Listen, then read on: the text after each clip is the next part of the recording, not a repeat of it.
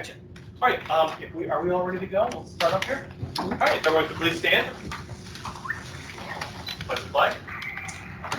I pledge allegiance to the flag of the United States of America and to the republic for which it stands, one nation, under God, indivisible, with liberty and justice for all. Thanks, everyone. All right, welcome. We'll get started here. Do we have, has everybody had a chance to review the minutes from the last meeting? I'll look for a motion to approve. Paul, thank you, sir. Do you have a second? Second. Thank you. All right. Any notes, revisions, anything like that? Any discussion? If not, all in favor? Aye. Aye. Any opposed? Okay. All right. Let's go on to our resolutions of the day. First one we're looking at is a resolution authorizing the reappointment of members to our Oswego County Transportation Advisory Committee. Actually, there are a number of reappointments and a couple of new appointments. Yeah. There are a few folks whose, the new ones are in your packet for review, who is being on here. I believe Legislator Chesbro is on this group, and I assume will be abstaining from any votes. Yes. Okay, which is a good thing then that Morris is here. Yeah. All right. So let me look for a motion on that, if I should. Paul, thank you. Second. Second. Ed, thank you. All right. Any discussion about the names? Any concerns, questions? We thank this group for all they do. The name should be in the resolution. Yes. Are they in here? I think should be. No, in the resolution. They're not. Okay. We'll get the names added to the resolution. Not as an attachment. It should be in the resolution. It doesn't reference an attachment. It's not in the resolution. Okay. The appointment resolution should contain names of people appointed. Do we need to amend this resolution in our Yes. committee? All right. I'll look for a motion to amend to add the names. Paul and Morris is second. Thank you. Could should we list, Rich, the names of those that were reappointing that even were on it, or just the new people? If you're appointing people, it makes no difference whether you're reappointing or appointing them. They all Okay, get so it's the terms. whole- So it'd be appointing people to the Transportation Advisory Committee, people for terms to run the appointment. So Okay. the names would not be in. You need to be in. You can do reference attachment. That's acceptable or not. Standard that they're in the resolution, so I would recommend that they be put in there. Sounds good. Okay. So the list we see as an attachment here will be listed in the resolution. That's the amendment. All in favor? Or Yeah, it'll be an additional resolve following our. okay. Okay. Well, again, I want to thank all the folks who have served on that board. I know it's very important, and we are, I think, moving in a really positive direction with that group over the last couple of years. So I want to thank Legislator Chesbro for agreeing to chair that and continuing to do so. Again, exciting, encouraging information coming out of that group. So. All right, then I think we are at a vote. We have the amendment. So on the amendment, all in favor? Aye. One abstention? Yes. All right, passes, great. Do we need to go back to voting on the regular resolution then, as amended? Or is the amendment okay? Yeah, vote as amended. Okay. Perfect. So we voted on the amendment and now vote on as amended. Okay. We have the motion still on the floor though, correct? Or do I need, okay, just making sure, got this right. So now vote on the resolution as amended. All in favor? Aye. One abstention? All right, wonderful, thank you everyone. All right, let's jump down to the second resolution. It's an application to the New York State Office of Community Renewal for funding through our CDBG program. We've done something similar to this. Let me do this. Let me get a motion to discuss it here, if I could. Paul, thank you. Do I have a second? Ed? Dave, did you want to give us an update on that? I'll give you a summary, and if you have specific questions, then maybe Donna will be able to answer those better. So we're asking for just over $1 million to do a number of kinds of programs that we typically run, septic system, housing improvements for income and age eligible folks, and specifically a little bit different in this, air quality improvements for congregate living. It's one of the things that's, as a result of COVID, we noticed certain conditions in various living environments that put people at more risk. And so in concert with Healthway out of Pulaski, we talked about trying to seek some funding to better equip those facilities around the county that have congregate living right now. And we'll be working with partners who are in the business. So we have not-for-profits, Oswego County Housing Development Council, Oswego County Opportunities, and is there a third one? Victory Ministries. Victory Ministries, yeah. Great, Dave, let's be clear on these. When these, do any of these have a local share? No, it's 100% funded by the federal government. Perfect. And the partnerships you said through these other groups, will these be pass-through monies to those entities? Yeah, based on specific activities that they're doing. So each one has its own budget, basically. Okay, great. Do you have any questions? I know this resolution establishes a public hearing at the same time as the meeting which it's adopted at. So I wonder if that's sufficient notice for people in the public to comment on it. Perhaps you could put the hearing on, either notice it in advance or you're entering into the contract and holding the hearing in the same resolution. Well, what's Just the for as a matter of form, normally you provide advance notice of the contract. application due date is July 30th? No, the application due date is revolving, but you have to have your public hearing before you can apply. And so, And generally, the legislature should hear what the public has to say before they adopt the Yeah, contract. So I don't know if the clerk can send out a notice.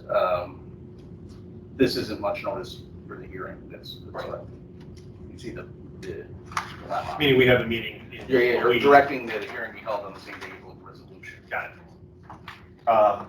So can you have the hearing in June and do the resolution in July?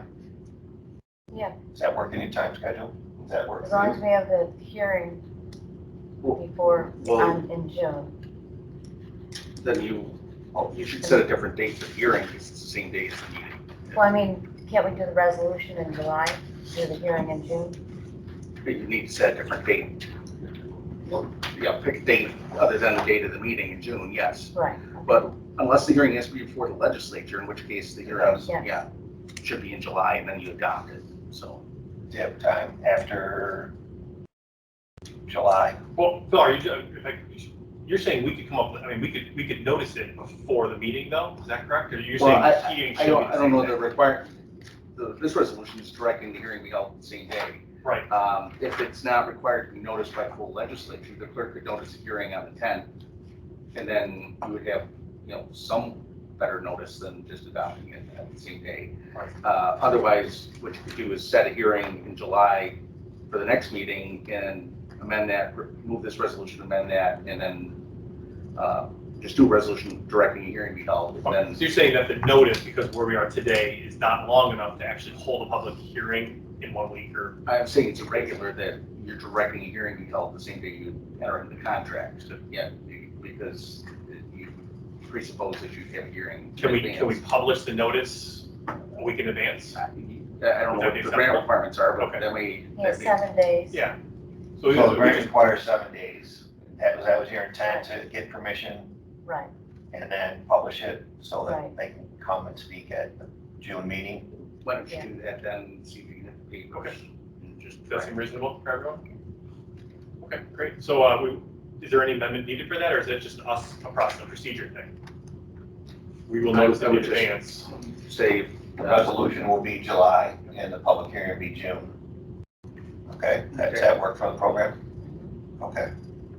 Okay, so then. Well, we can vote on something that we've publicly heard that same meeting, right? That we've done that before. Your worry is the amount of notice that's given before the public meeting, right? Well, and that the resolution itself directs that the hearing be held, which would be after the hearing. Okay. Seems to be, so, just irregular. I thought we've had hearings on things that we passed the same, I think, but usually what we do is we notice it a month ahead. but the notice was. So we can vote on something we've had a public hearing on the same day, as long as the notice, the point is, I think here is concerned is it should have been last. Let's leave it like this then. Okay. Authorize public hearing in June and do the resolution in July. Is that Okay? That's good. So this Okay. resolution should need to be changed to scheduling the public hearing for July.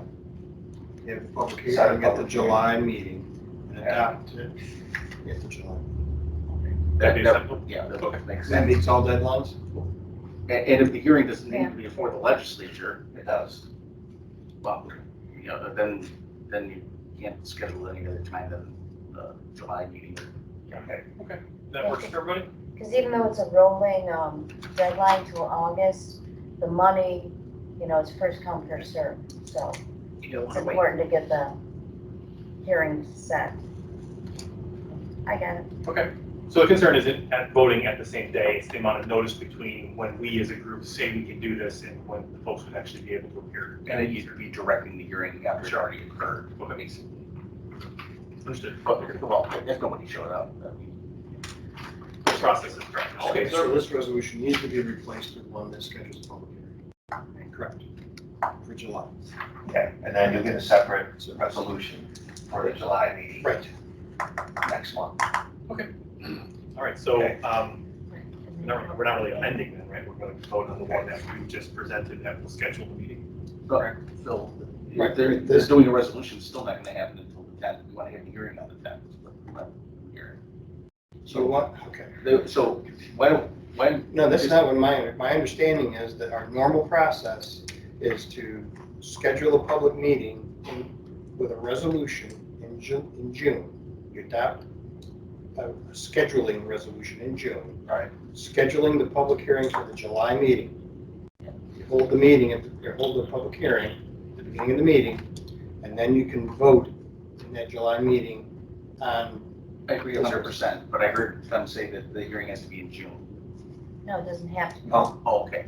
All right, so then the hearing will be in July and the resolution will be in July. So So, you're- yeah, that's good. If I may, Mr. Chairman, the correct motion would be to replace this resolution with a scheduling resolution to hold a public hearing on this topic for the June meeting. right, July. July meeting. Understood?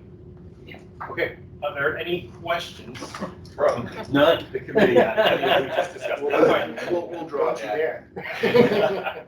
All right, well, let me do this then. We had a motion on the previous one, correct? Do I need to have that rescinded? So I'll look to rescind the second I would make a motion. motion to rescind Okay. the motion to adopt. Mr. President. Okay, the second from Board's excellent. Now I'm going to look for a motion, the resolution that Bill just discussed. Go ahead. The motion would be to send forward a scheduling resolution to schedule a public hearing on this for the July meeting. Morris will make that, thank you. I'll second. Aaron will second it, thank you very much. Okay, I will look, any further discussion? All right, I'm going to look, call for a vote on that resolution. All in favor? Aye. Any opposed? Thank you, everyone, appreciate it.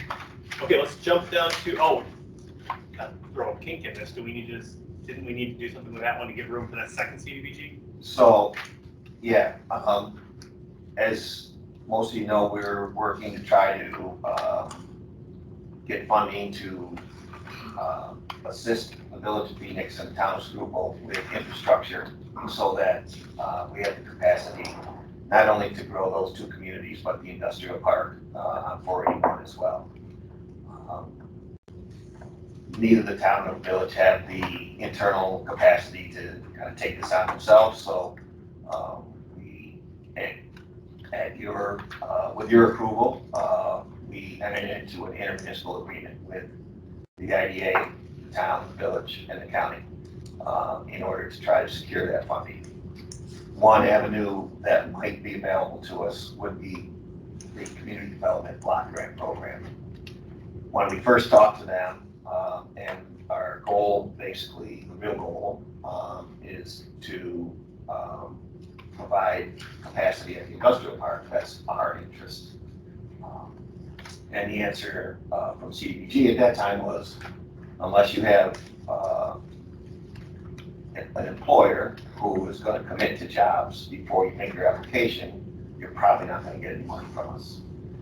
So subsequent conversations have me hopeful that we can go for a different purpose and define the application as serving the low-income community of the Village of Phoenix. So the capacity of the treatment plant will not only benefit the industrial park, but the purpose of our grant application will be to benefit the community and those low-income citizens that live there, because there's a number of parcels in the community that are ready for development and developers ready to go there, but they can't get over the hurdle of the limitation of the treatment plant. Potentially also, there are some low-income housing developers who have an interest in the village as well. So my conversation tomorrow morning with CDBG is, you think we can have a competitive application if we're trying to do this on behalf of the village and helping those eligible citizens benefit, as opposed to an economic development focus? And if they say yes, then we'll need to do the same process with a public hearing in order to apply for those funds. So with that in mind, would we want to pass a resolution preparing for that same process we just did in the last one with this potential grant application? Does it require a public hearing? It does. All right, yes, so you need a scheduling resolution for that one as well. Okay, I'm gonna look to start, let me look for a motion for that.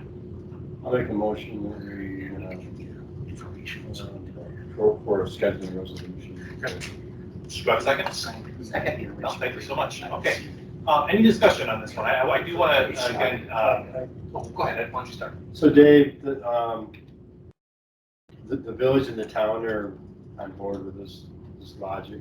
Yeah, we've had conversations with them for several months now about basically they each passed resolutions authorizing the county or me to try to secure funds on their behalf. And we outlined a group of potential sources, and CDBG was one of those. And we've already completed one application to the northern border. We have been fortunate this particular year that member item money at the federal level is possible. We've had good conversations with both our senators and with Congressman Catco. So we've asked them for funds for this project. And there's 2 or 3 other New York State grants that we'll try to pursue as well. Our goal is to try to get the least amount of local share available. And that's still going to probably be in around 20%. It's about a $7.7 million project. So, as you know from the resolution that you passed on the intermunicipal agreement, the towns agreed to up to 400,000, village up to 600, and the IDA and the county each up to $1 million. We're going to try to we're going to hold the town and the village at their 4 and 6, and any reduction we make would come off the IDA and the county shares. Thank you. Great, thank you. Any other discussion? Just a quick Let's do it. question, and Yep. should we not get the grant? Is the county still on the hook?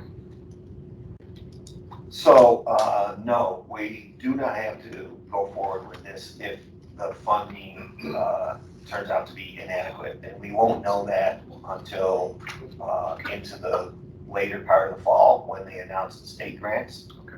And plus, this member item money probably won't come until after the federal budget is settled at the end of September, if it is settled at the end of September. So it'll be some time closer to the end of the year before we know the cumulative value of all these various grants we've applied for. The first one that we've already made application for $1 million to the Northern Border Commission, that comes out around August, September time. So we'll know that one. But the rest, it will be several months from now before we have an idea about whether this is funded. So there'll be an opportunity for the legislature or the committee to look at it again to see whether or not we want to proceed. Is that correct? Yes. So we're not locked in if we don't get the money, that's all I'm asking. No, you've made a commitment to participate up to a certain level. Okay. And so it's 7.7 million, we've got 3 million on the table. We need 4.7 to $5 million in grants to move forward. that doesn't happen, then you can make a decision what you want to do at that time. The IMA itself says contingent upon the receipt of grant funding right in the agreement. And any money that's received on these grants, you would see, because you have to move it, or accept it, and then move it to a project. Well, for the most part, the funding agencies prefer to grant to the individuals that own the assets. And so in this case, we are applying on behalf of the town and the village, and the grants would be made to the town and the village. No, but county grant funds, anything that we get, We're not asking for any, Okay. except the money that we even asked for from the member item, we asked on behalf of the town and the village. that wouldn't. It's the cleanest way to do it, and it's the most competitive with the funding sources. They don't like to give money to somebody who doesn't own something that there's going to be improved. So how does the county's match contingent upon grant funds perform then? Because we drew the agreement, so the county's participation is contingent upon the receipt of grant funds up to that amount. Well, the project receives the grant fund, so like I said, we have, Some would be earmarked for us, for our share, I should say. well, our share would be reduced by the amount of grant funds that were awarded. So if the town and the village end up with $6 million in grant funds instead of 5, we've got, an extra $1 million that we can take off the table from our participation. I think there's Rich's point there, so if the money is being awarded to the owner of the property, wouldn't it reduce their share prior to ours? Is there something written into agreement where it would reduce ours prior to theirs? Or is it just the understanding that you have to? We may have to, amend the agreement or whatever if it comes in fully funded. Each party was contingent on receiving grant funds, including IDA. So if IDA is not receiving money, the county is not receiving money, but the town and the village receive $7 million, I guess, revisited at that point. Or if the county or IDA want to put money in without grant funds, we can just revisit it at that point. But I won't speak for you, but our position from my standpoint as being the person working with town and village would be, look, this is your property, we're helping you improve. And we've asked you for really minimal contribution on your part. And we've done all the work. And we committed some money to help leverage more money. But we're at a point where we don't need all of our money. And our position is, if you want to go forward, this will be our contribution. Understood. And your point is you don't necessarily believe we need that in writing. That's something that is the understanding of the project. They're so happy right now that we're helping them that, if I ask them to And to be do clear, almost anything, they will. Yeah, To they be clear, the- really are. the local share of that project, we are expecting to come from the American Rescue Plan funds as well, correct? That's our understanding, or at least some of that. Is that the discussion we've had, or is that certainly is eligible. eligible? It's very eligible. It's one or the other. Excellent. All right. Any other questions? Any other thoughts? Mary Ellen? No, I'm just very excited about, and I want to say is that David has really been awesome for the town and the village. They have looked to him for direction because many times towns and villages, whether it's inner issues, something falls through the cracks and all of a sudden they miss a deadline. And he's been right on top of it and they're like, thank you. So I really want to say, I really appreciate David's involvement in this. I heard they may be naming town hall. There we go. All right, excellent. Well, thank you again to all the Well, parties they kind of involved. did already. It's the suite building in. Oh, and David is so sweet. Motion to strike that from the record. Well, thank you again to all the parties involved again, and thank you to Mr. Treadwell, who is here as well. The partnership with the IDA is very important in this project. Obviously, they're leveraging and committing up to as much as we are, so I want to thank them for that partnership. Let's jump into, well, actually, I think we're on hold for a vote here, correct? We need to vote on this new resolution that we just discussed. We have a motion in a second. We've had our discussion. Is there any further discussion? All right, all in favor? Aye. Any opposed? Wonderful, thank you, everyone. All right, jumping on to what I guess becomes EP 5. Last one was 4, or are you gonna add that at the end? What do you think? Numbering wise, does it matter? want to do it? Just make sure that We've got four so far, Why right? why don't you call the contingent one number 4? Number 4. Yeah. Okay. So then, CDBG contingent on Albany's approval, or number 4. although I think we had it, we'll figure it out. All right, let's go to what is EP3 then in the book. Yeah, in the book. And that is the resolution authorizing the chairman to enter into a contract for the provision of public transit services. Look for a motion. Motion. No, thank you, second. Paul, thank you. All right, for discussion, there was an RFP let for transportation, and there was only one respondent. And so it is the expectation that it is the current provider, Oswego County Opportunities. I don't know if anyone wants to discuss this, but something we need to do, something we want to do, one respondent, and does the price, I guess the question is, does the price seem reasonable? Is it in line with what we paid in the past? I would say yes. So there's various funding sources, state operating assistance, you get money per mile that you travel to serve folks. You get money based on ridership. And then there's also Department of Health money that's been available. I don't know how long that will continue to be available, but it's been there for some time now. So we receive annually enough to cover the costs that they proposed. And it's based on a per mile cost. So this is a proposal they made using a mileage number from 2019. It could be less than this, it could be more, but if it's more, we're gonna get more because we get paid by the mile as well.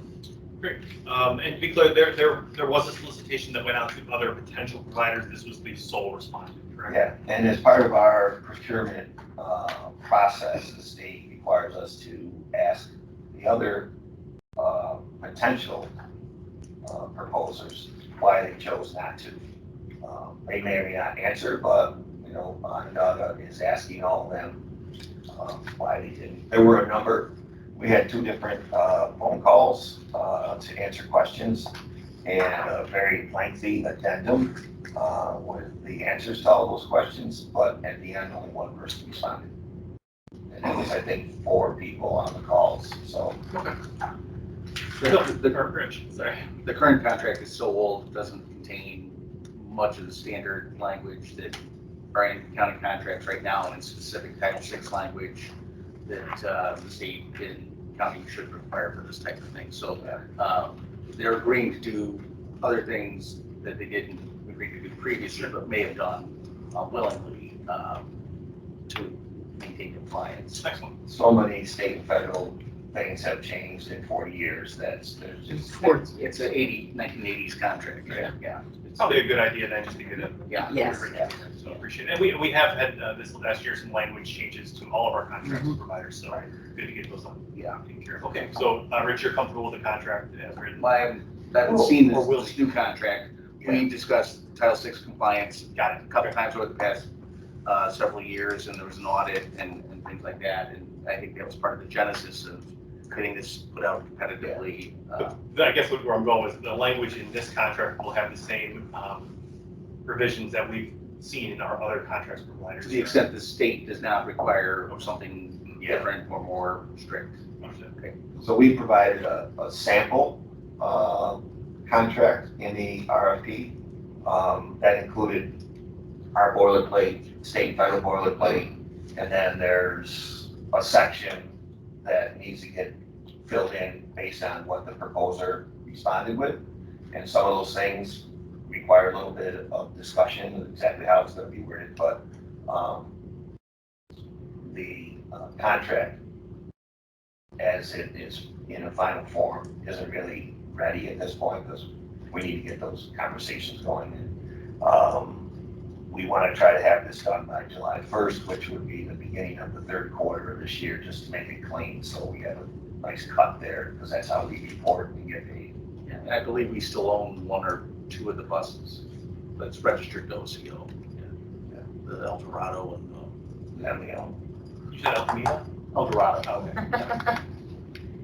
Okay. Okay, excellent. That's great information. I apologize, I jumped in front of that. No, that's okay. No, I was just wondering, are you aware, is there any auditing function by the state to check on that mileage and is anybody looking at these records in the backside? Because, Yeah. because it can vary, obviously. Yes, so we just had, the federal government has an audit every 3 years, and we just had that earlier this year. And we came through it very well, and part of that audit, we agreed to be more proactive in local auditing. So our staff and our mobility management providers will be now more regularly actually physically going there and checking their garage, checking their maintenance books, checking the licenses for the drivers, checking the mileage reports, looking at the fare box collections. We'll be doing a lot more of that now than we ever have before. It's gonna require a bigger effort by our people, but it's part of the process. And that's one of the things that came out of the federal audit that we had in, was that March, February? February. February. So will that be part of this contract, will that verbiage be in this contract? It was in the RFP as well, yes. So all the proposals were aware that that was gonna happen. Thank you.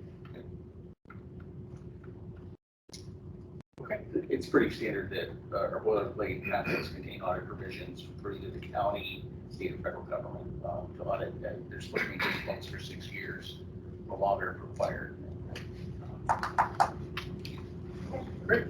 Any other? Did we work out all the problems, the dead spots we had up like in the North Country? Last guy, That's in the process with the mobility, yes. We've been doing a lot so we're of, still working on it. absolutely, and it's, we've come a long ways in the short distance now that we've got it going. And there's a lot of information and a lot of things that are happening, including they're doing a lot of PR for volunteer drivers and stuff to help with some of those dead spots, to be able to get people in, so.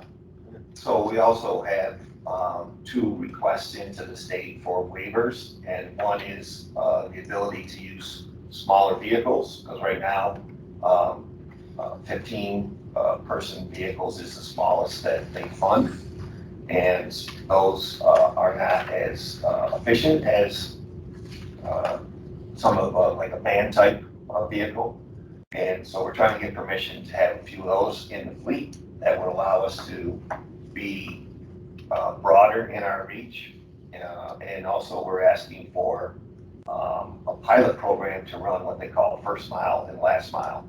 And that is, instead of having bus route that goes down every road in the county, you have connectors. So guy calls up and says, I need to go to the doctor in Hastings, and I live in Mexico, but I'm not near a bus stop. So we arrange for somebody to get him from his house and take him to the closest bus stop that will take him to Hastings. That's first mile. And then they also coordinate when he comes back to that bus stop, to pick him up and take him back home. So that's last mile. Okay. We've asked for a waiver to do a pilot program, use our CARES money to fund that. If it works, then we think they would fund it through regular dollars as well. So that closes up some of that gap in that areas. Didn't we ask for that waiver a while back? Yeah, so the guy who's in charge was out for like 6 months, and he, of course, wasn't doing any business during that time, and we asked twice, actually, since he's returned, and our program manager, off the record, said, not hearing sometimes as good as hearing the answer you don't want to hear. So if they don't respond, then maybe it's okay. Yeah. But we're not prepared to go all the way down that road yet.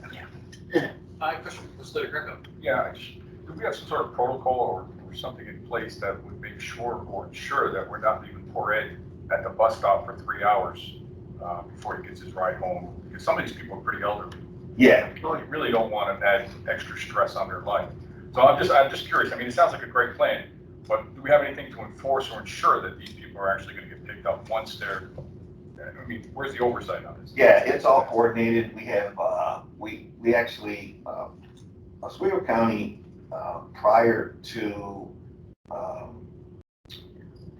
the advent of what they call, what's MAS, Yeah, it's, medical answering service. medical answering service. So the state instituted this program that everybody has to use about 5 years ago. Before that, we were the poster child for coordinated, efficient rural transit, and they gave us lots of money to do things to demonstrate that they could be effective, and then they modeled our other programs around ours. One of those was a purchase for software programs that help manage and coordinate all those things. And the one that we have is called Route Match. It has been used in metro areas for a long time, but it hadn't been used in a rural area, and we were the test program. They actually called us and said, hey, we want to give you a couple $1 million to try something out. Would you be willing to do that? Because they already saw that we had a really good, coordinated, and efficient system.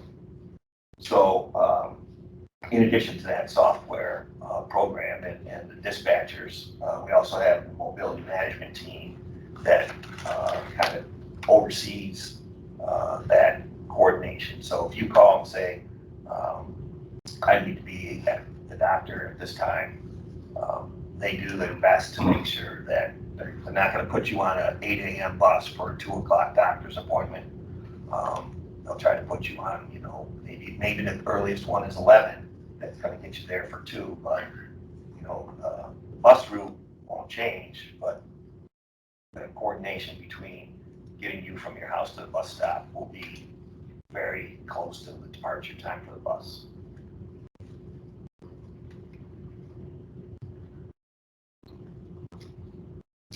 All right.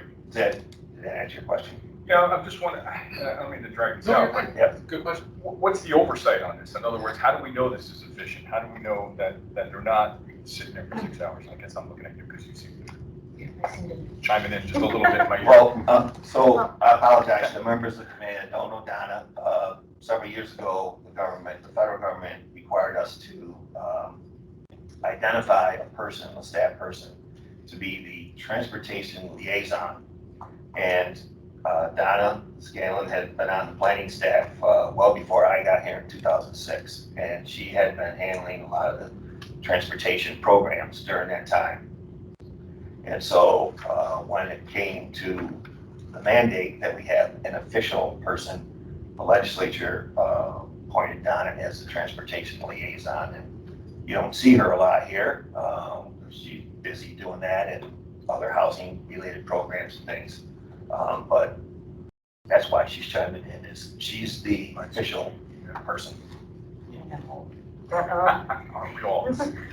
But to answer your question, just to give an example, if you were out in Central Square and you're waiting for the bus and you were having the feeling that the bus wasn't coming or you felt stranded, you could call the number and talk to the mobility manager, and he'll tell you either where the bus is, or if you miss the bus, they would find a way to get a volunteer to come and get you and take you somewhere.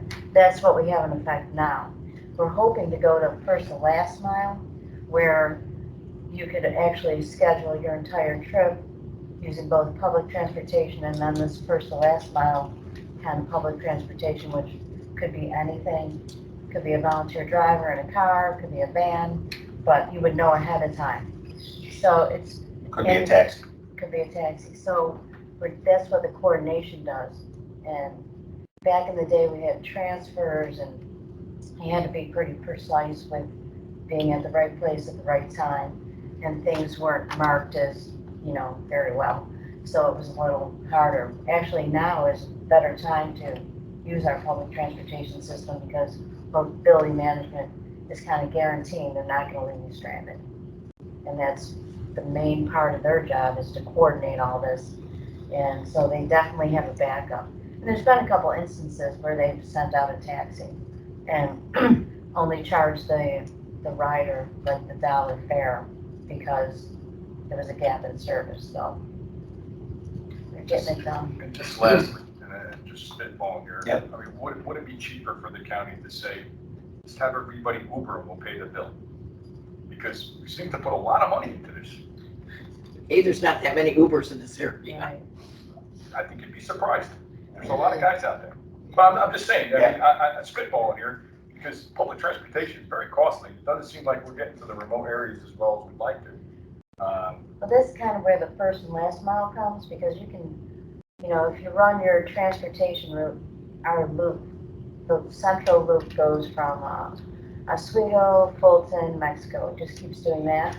And then if you have feeder routes that would be more rural, doing like Constantia straight down 49 into Pulaski or what, 49 Central Square, and then hook into Pulaski, that kind of route. But for the guy who lives like off of 49, maybe on County Route 37, he can't get to 49. So that's where first and last mile gets him there, boom, and boom, you're home. It's interesting that you asked that question because Uber actually recently bought the company Route Match that made the software that we use to coordinate. And it's likely that in the process, Uber drivers will be part of that first mile, last mile piece. But if it was only Uber, we wouldn't get federal money to run the program. It's a good discussion. Actually, bring me to another point here. Do we want to put discussion of this, maybe not at a actual legislative meeting as an update, but it would be a bad idea. These meetings are going on actively every month. At this point, again, it wouldn't be a bad idea to have maybe an update on the agenda for either next month or the month afterwards to kind of catch people up. We have a plan, the mobility manager has a plan that's coming forward, in fact, I think within this week, we're gonna be getting a draft to edit and stuff and put it in, when we're done, we would like to have a presentation. Excellent. So that's coming through. What's the deadline they have to have that by? It's on the end of August. End of August, yeah, so we figure, yeah, maybe even at the next EDP meeting, we'll have them come in and give a nice little report. Okay, that sounds great. Great update, thank you. And again, it's such an important, the rural county that we have, that is such an important piece of transportation. Long seen as a huge block for both getting out of poverty, but also for economic development. So it's encouraging to see this. Okay, great discussion. So I think we voted on this. Yeah. I don't think so. Okay, all right. So if there's any further discussion, if not, all right, look at vote. All in favor? Aye. Any opposed? All right, thank you. Appreciate it. Okay, then we have one more we're going to be bringing up here that we don't, it's not in the booklet, right? The deer hunting. The deer hunting. We passed out the local law. Okay, so I'm going to look for a motion to, no, is this an accept? It's a resolution adopting local law 1 of 2021. And then the local law, after the hearing, will need to be amended to change June 1, just because of the timing of the meeting, apparently, to June 15. Okay. Do we need to set the date, or is this setting the date as well? No, it'd just be a standard resolution adopting the local law. The hearing's already noticed, did that last month. If anybody shows up for or against, you'll hear the comments and then vote it. Okay, well, I'll look for that motion. Make it. Morris, thank you. Second, Paul. Okay, any discussion? We've discussed this. So we set this we set the date last month, right? Yeah. Okay. Correct. So I feel like we just did this. Okay. That was Yeah, setting the we're date. setting the date, this is. All right, understood. Okay, great. Any discussion, Dave? Do you have anything on the plug to this, or everything we did on last month? Only that we did get a letter back from the state, and they were very appreciative that we decided to join the flock. Great. They also understand that because of the announcement of the commissioner, many counties can't have these laws in place by the June 1st program deadline that they had for the brochure. So we're going to advertise a little bit more. This is a 3-year trial program. So Great. Will they still be able to get in? I don't know, someone in the legal division got back and said they understand that there are other counties that have this, so maybe they can hold publication date for a bit. We're just a little. Yeah. Okay, great. So, motion second, good, we can vote. All in favor? Aye. Any opposed? Great, we are through. Yes, sir. Mr. Chairman, before we leave the resolutions section, I wanted to ask the county attorney a question because his comment on your first resolution on appointing members triggered something up here, which happens occasionally. I ran and got the advisory committee Bible. When the legislature created this committee, they established no role for themselves in appointing the members. It says that they are recommended by EDP and appointed by the chairman. And the chairman appoints the chair of the advisory committee. So my question is a resolution necessary at all, or just a motion approving or the recommendation, and it goes straight to the chairman? Well, if that's what it was, then it would be, the slate would go to the chair. Yeah. Resolved that members are recommended by the Economic Development and Planning Committee and appointed by the chairman of the legislature, and that the committee chair should be appointed by and serve at the pleasure of the chairman. Unless there was some other interim resolution between the one that created it and This so was 2018. okay, well then, that's, it would go to the chair. According to this record, your tenure as chair expired December 31st, 2020, so he needs to. Okay. All right. So So we that, don't even need that resolution, just a motion. no, but just, as a standard practice, names should be in appointment resolutions, and not the resumes Right. and things like that, so. But that's fine. So that would be correct. So we, Go to the chair, and slate would. So the proper procedure now would be to Pull the resolution, have the pull the chair. appoint. resolution and vote instead on a motion approving the recommended members. No, we already voted the resolution, we just. Okay. yeah, so we're all set. Okay. Cool, all right. Thank you, sir. All right, let's move on then to our committee review and decisions. I want to welcome Mr. Treadwell. Welcome back to in-person meetings again. It's good to see you, sir. In-person meetings are great. I know it's been a little while since we have had meetings in this room and actually all together, so again, welcome. Did you want to give us some updates? And I know you have your annual report now. Yeah, everybody received a copy of the 2020 annual report. I can hit a few highlights on that, but I wanted to, and I'm sure you're aware that the announcement of the DRI in Fulton and the projects that were selected by the state to be eligible for funding. That was done back in May 13. Overall, the projects are like 17 projects and initiatives that were approved by the state. The total cost of those projects would be about $31.4 million, versus $10 million and less $300,000 in the DRI. Funding that will be allocated to those projects. So hopefully we'll see some activity this summer in Fulton with some of these projects, and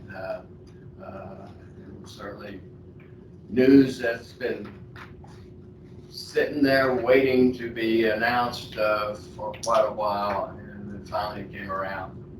The other thing that was announced in May, on May 10th, was that the CFA round, which didn't happen last year, will happen this year. The kickoff date was May 10th.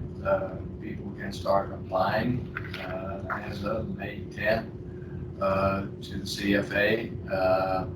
Funding levels are about the same as it was in the last time we had a round of CFAs. The deadline is for applications is July 30th, so it's not a whole lot of time to get your applications in. The process will be similar to what it was in the past, with one exception. You submit your application, the applications are reviewed by the regional council. The final answer, whether you get funded or don't get funded, with most of the state programs, won't be known until November or December, as it usually is, with the exception that Empire State Development applications to the State Economic Development Organization, they will do cycles. You can submit an app, and hasn't been determined yet, every 30 days or every 45 days, any apps that have been submitted and reviewed and signed off on by the regional council can receive their official approval from Empire State Development.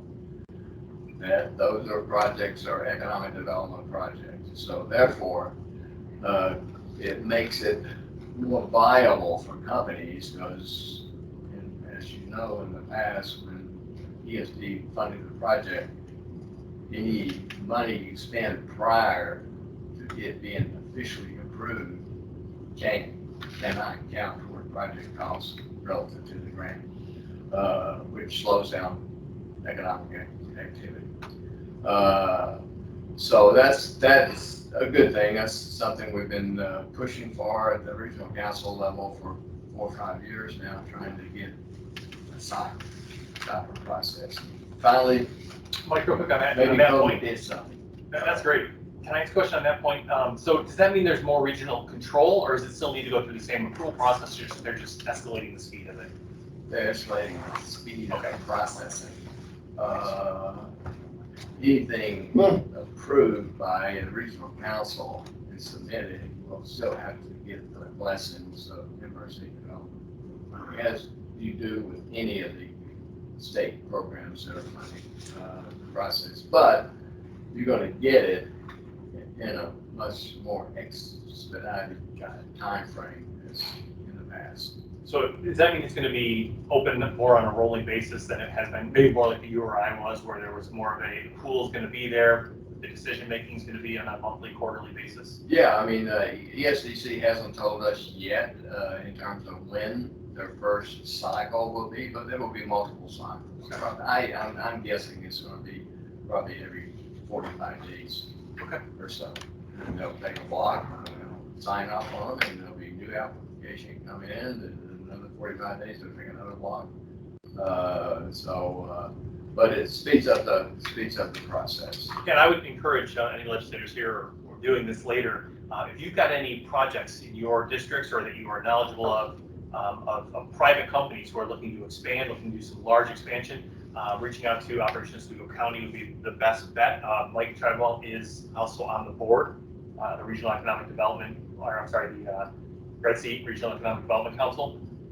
And so he is also one who can speak to the projects as well. I really think it would be a good opportunity here. It could have up to 20% of their acquisition or expansion costs reimbursed. So again, if you know something in your area that's looking to move, looking to do something new, hire people, expand out, this is a great opportunity. It used to be that you only do it once a year. Now it sounds like you're going to be able to do it at least quarterly, if not. We've already working with several projects right now that when they heard that there will be a cycle that will speed up the process, and so some of the people we dealt with have dealt with the regional council before and the CFA process. They were ecstatic that they can know that one project wanted to start construction in September. In the old process way, you would not be able to do that probably until December or January. Then it's winter. You can't start construction anyway in most cases. So it's going to help. It's going to help out a lot. It's great. Okay, sorry about that. Go ahead. Now, if there's, in terms of the annual report, you got everything. I mean, everybody got a full, complete copy of the annual report. In 2020,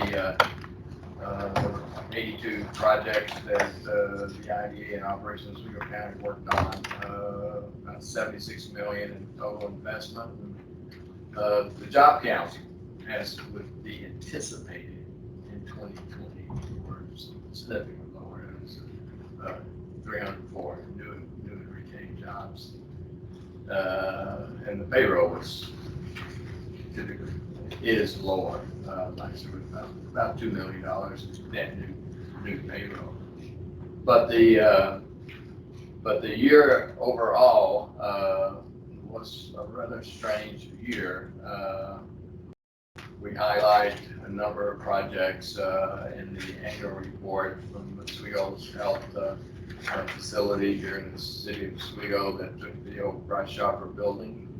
Bunch of solar projects. There are 8 solar projects that were identified in this annual report, representing about 28.5 megawatts of power, $43 million of investment. Locations of the solar projects, there were 3 in the town of Richland, and 1 in the town of Oswego, 1 in Candy Creek, 1 in Scriba, 1 in Hastings, and 1 in Balmy.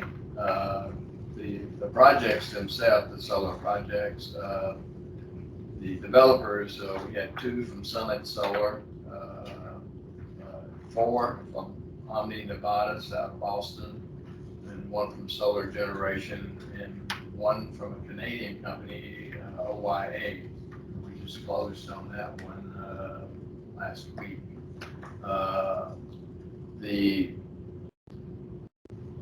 We had the COVID relief emergency funding program. 44 loans were made in that program, about $382,000 in loans. The businesses were located in 19 cities, towns, villages. It was really dispersed across the county.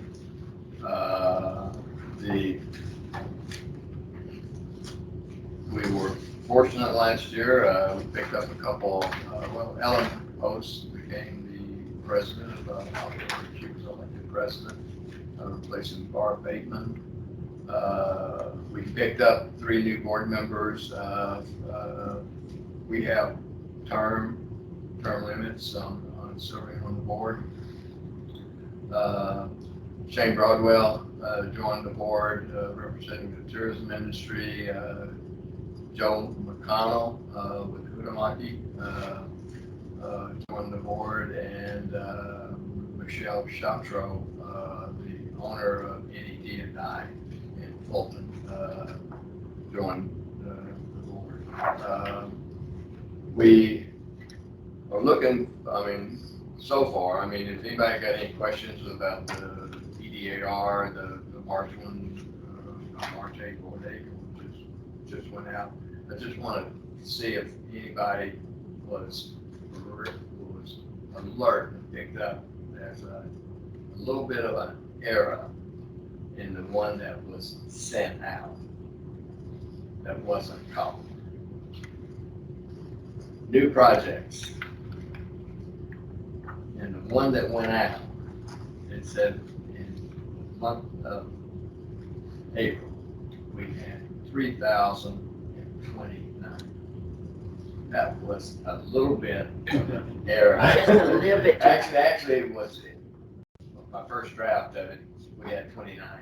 This something came in right the last day of the month, so I added in 30, and so the 30 and the 29 was left. So Yeah. hey, if you want to show a % increase, that was a pretty good one. But I'll be happy to address any questions pertaining to that or any report that's been sent out. Good report. Thank you. Thanks. Thank you, Mike. Any other questions for Mike? As long as we got him here. Anything else you've Sure. been dying to know? Go ahead. Because of COVID last year, and your awards banquet and all of that was postponed until this year. Are we just going to forget about 2021 and start afresh with 2022? No. We're having an annual meeting. And, Will people for the year before it you won't be recognize- a face to face. It will be a Zoom annual meeting. We will be awarding the 5 awards that we typically do on an annual bases that we didn't do in 20. We will be making an award, and we're doing a video of that, people accepting the awards. Good. And so we'll be at least back in sync with that recognition and what have you do. It's too bad. We're actually having a very difficult time right now. We were working with ESDC to host a training session on the CFA application like we used to do.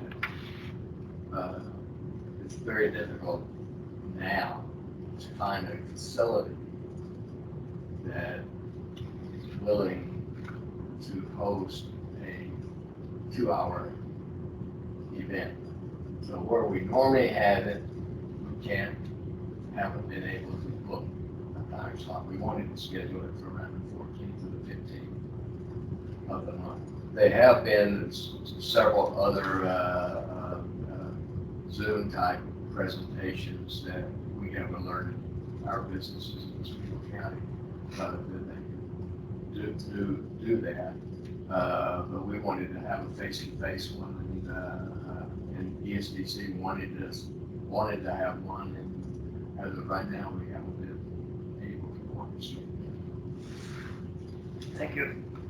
How many people, what size do you need for that? Like, how many people are they expecting? I know it's usually Well, 60, 70 people. In the normal days, we usually had around 60 to 70 Sure. people. So I was thinking we could maybe look at, because usually we've done them down at Steamers, in their meeting center there. Well, we have done, but most of them were done at the conference center. Is it just that it's booked the weeks that they need? Because you could put enough people. Weddings.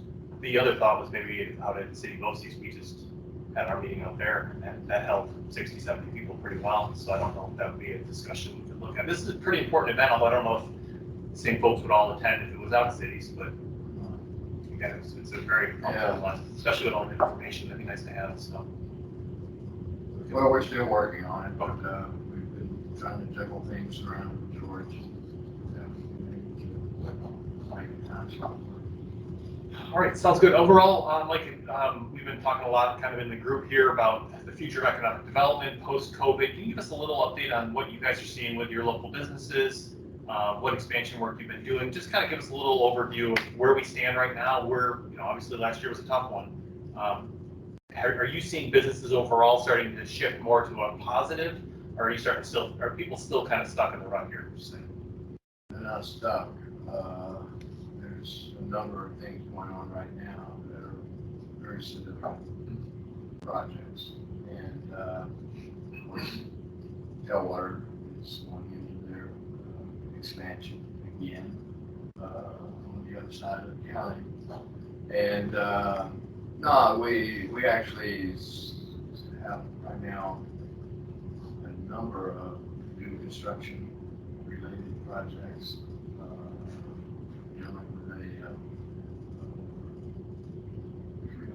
Haven't dealt with too much veterinarian facility, and we've got expansions that are being planned for several prominent companies. I'm in a non-disclosure agreement on both of them at this point in time, but they're both looking very, very positive. Which will mean more jobs and significant investment in the county. What about the smaller ones, Mike? I don't know how many of them would reach out to you guys, but the 1, 2, 3, 4, 5 employee businesses throughout our county, maybe the people who responded to the emergency request. Where are they right now? What are you seeing with them? Is there any sort of a follow-up to see how they're doing? Obviously, if they're not paying, you'd be calling them. But other than that, is there a feel from our smaller employers that we're coming out of it and we're moving forward?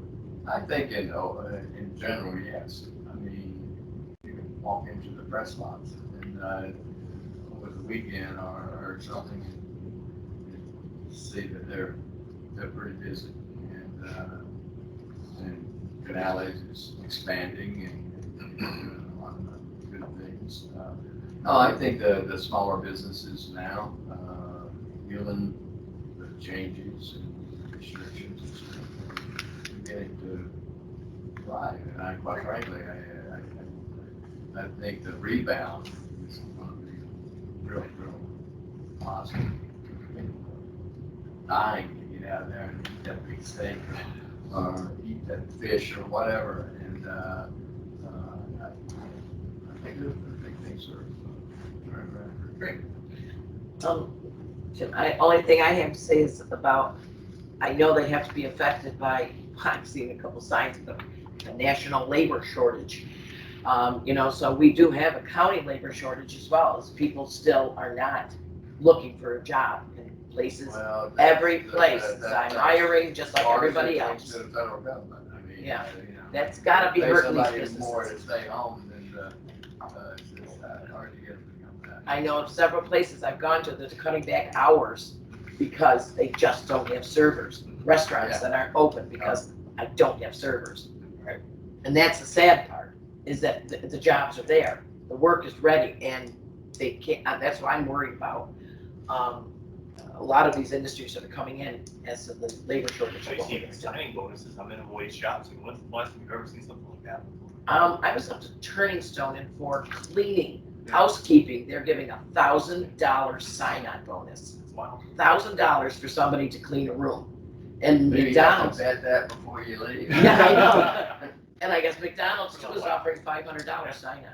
I mean, that's sad. Wow. That's crazy. This is absolutely crazy. So that's my biggest fear of our economic rebound, is getting people to actually work. That's a good point too, because we've talked a little bit about, the fact that federal government is paying people more to stay home, but there's also the concerns we've seen on a local level where our PSS and our unemployment offices are not able to do the work that they've historically done to encourage folks to make sure that they are looking for a job. So, Yeah. it's two pieces. They're getting paid not to, but then there's also no, they got the carrot and the stick now. There's no one telling them to go back and do it, or at least not, they don't have the authority locally to even do that right now, my understanding. So, Waivers. so that's also the hard part, so. And you're gonna get child support now, not child support, but the, 501. where every month you're getting per child credit. It's coming in, I think July it Did starts. I go through everything? I believe it did. I think it starts July. $300 some per kid every month. 360 again. Everyone getting that? Yeah. Oh, goodness. Tax credit, yeah. Not tax But credit. it's a credit. It's a credit, but you're getting it You immediately. use it. Yeah, Well, they give it to you up front instead of waiting until you file your taxes. Yep. so there's another monthly income. Wait till these other million IRS people get hired. And start coming coming at They probably want all their signing bonuses, of course. What I want to break, I just come back last night from Florida after 2 months, and in the villages area where I was, the same problem. No people can fill the jobs. You went down to the various restaurants or places around. That's what I heard from all the managers and different people. They cannot find help. And I don't know, these people that come across that border, and I employ people from Mexico under contract, they work farm. That's all we get our labor. But the everyday walk-in person is not out there. That's what I found out in Florida. And the area, which is the village area, and the whole area there is a big area. They do a great job, but that's what they're telling me. Well, the other big issue is so remote, working remotely. I mean, I would not want to be someone that owned a bunch of real estate and office space. They're gonna be You'll be hurting for hard attendance. up for Especially down in the city. I have 3 kids that my classmates from the 2000 year high school here in Oswego that have moved back from New York City to Oswego County. They live here, they bought real nice houses, they spend money here, but their salaries being paid in New York City. Wow. Dave, go ahead. So, I defer to Phil on the eligibility, but, we have this American Rescue Plan money, and maybe as you're thinking about how we design our programs to use that, perhaps we create an incentive for people to go back to work, using some of those funds.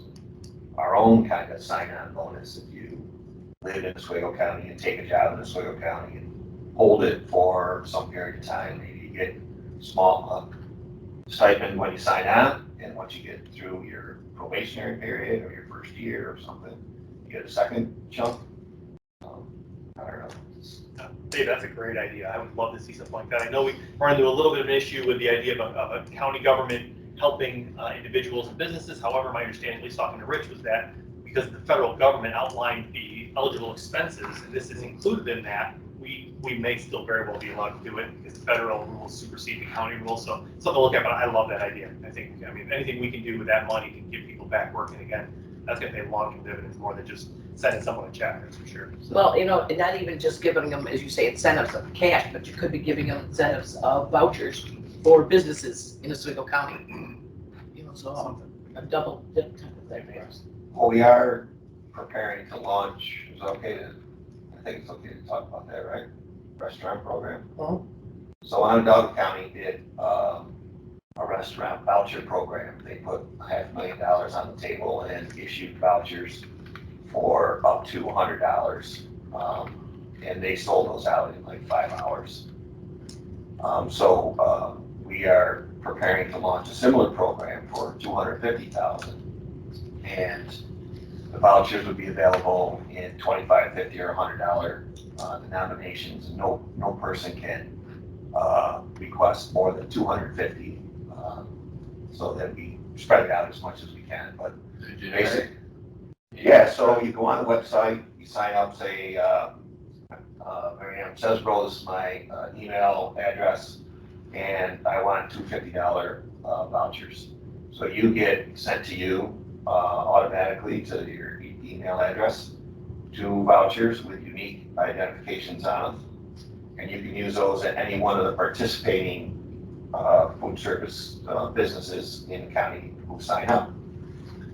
And you have a certain amount of time to go redeem that at any one of those vendors. So let's say you want to go to Canales one night while you're here, and you want to go to the waterfront in Hastings one night. You take your voucher, you go there, and here's my $50 voucher, here's a $50 bill, and they give you a $100 gift card. So the vendor then takes the voucher that is identified to you by that number and his receipt that he develops for the issuance of the gift certificate. And he sends that to the treasurer's office. The treasurer matches everything up, and they send him back $50 for the local match, if you will, from that program. Well, what's the incentive for a person to call and say, okay, here's $50, give me a $50 voucher? Just because you want to do stuff in Oswego? Or there's no monetary, I give you 10, you give me, like some of them, restaurants, you buy 4 $25 gift certificates, you get $125 worth of. Well, the goal is to drive people to these local establishments that suffered during the pandemic. Yes, I'm just wondering if, people buying them, if there was an incentive for them, like, you spend 10, you give me $15 worth. No, it's dollar to dollar. They're gonna spend 50 and we're gonna give them 50. So now they have a $100 gift certificate. Well, wait a minute. So in other words, if I buy $50, I get $100? Yeah, so Okay, so all right. You don't buy from us. We give you a piece of paper that identifies you as eligible. You take that to a restaurant and you also give them a matching cash, and the restaurant gives you double what your voucher was. Okay. $25 voucher, $25 from your pocket, you're gonna get a $50 gift certificate. And we're gonna send the restaurant the $25. Gotcha. And we'll be launching that sometime in the next week or 2. And those funds come from where? American Rescue Plan Act. Onondaga was so successful, I think they're gonna do a second round. I can tell you, the city of Oswego did 2 of them, Yeah. and we were sold out in 4 hours, and then again, the next one in 5 hours. And ours, you actually had to physically come to our building and give cash. This is gonna be so much easier, so much smoother, no cash requirements. You have an online access to it. I think it's gonna be very popular. The tricky piece, Dave, I don't know if we discussed this a little bit, but So the individual businesses, is there going to need to be some sort of outreach to them in advance of it? What's the plan for making sure they're Yeah, involved? so the actual process will have about 2 to 3 weeks where we work with the restaurants to get all of them registered, because we had to add it into our system as vendors. We got to get W-9 from them. So we'll have like a marketing program that's not really public, but focused directly at, every one of them has a certificate at the health department. So we'll use that database to reach out to them. And then anybody who wants to participate, they'll have a window to sign up. And then we'll give ourselves a little bit of time to do all the paperwork and get everybody registered. And then we'll actually make those available to the public. They'll go really quickly, and then there'll be like 2 to 3 weeks where the public can redeem those. But once you redeem them, the gift certificate is good for whatever. But we don't want to drag the whole thing out, so there'll be a short redemption period, and then there'll be another short window that the vendor has to get their paperwork back to us. So Has there been a dollar amount allocated for this? 250,000. That's great. All right, like, kind of jumped into the end of your update. Do you have anything else that you want to share or report? Okay. Dave, do you have anything else that you want to report? We kind of touched on a bunch of your stuff here throughout the meeting, but is there anything else? No, just say thank you to everybody that came to the meeting last week, and if you weren't there, you need information about, what's the county gonna do and how can you play a role, or how can your community benefit? Phil and I will be happy to give you whatever information we have available to us. And Actually, Dave, that's a really You good guys point. still do have trackers as well. yes, Okay, Chanel has packages. great. So anybody didn't get one, you can grab one there. That information, you kind of have a next steps piece at the end that we did. Is there anything that you need from this committee or from the legislature for those next steps, or is that more being handled kind of just administratively? Is there anything more we can do for outreach, or maybe any communities that weren't available that maybe should have been, or? Well, the next steps are probably gonna be the business community, getting some business leaders together in a round table, and economic development folks, and kind of picking their brains about, if you had a block of money and you could invest it in making Oswego County a better place to employ people or for people to live, what would you do? Try to get their input. And then we'll go back to municipalities and say, you guys have had some time to think about it. Who wants to play in the sandbox? And here's some ideas that we have from business leaders. And have you come up with anything since we last met? And kind of throw that all together and see what sticks, and put a plan together and move forward. Would that plan need to have any sort of public buy-in? Is there a plan to, I know we talked about that kind of money coming through the county. We want to do everything we can to be as, be as open as what the plans were, how the money's spent, to make sure that we really include every aspect.